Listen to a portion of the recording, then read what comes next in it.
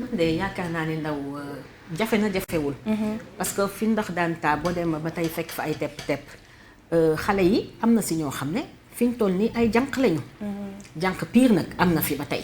bon bu ñu nee dafa nekk en disparition wala en voie de disparition man loolu duma ko nangu daal torop parce que xam naa ni suñu Adja Thiam mi nga xam ne dafay laabaan.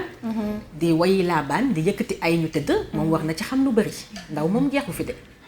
waaw da ngeen wax lu am importance ak lu rëy. dama dégg ci sa wax léegi nga ni ndaw dafay jeex loolu bugguma ko dégg si ndax ndaw du jeex.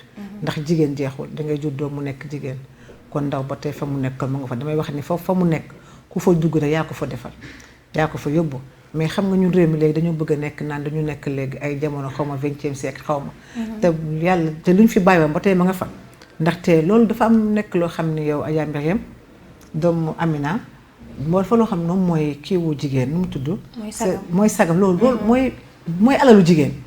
ndaxte jigéen boo ko jëlee tabaarkalla macha allah mu weer na mu war a mel yow góor nga jël sa jigéen da ngay kontaan te góor ñi bëgguñu dara lu ñu bokk loo xam ne rek ñoom ñu naan maa dajji potu meew bi.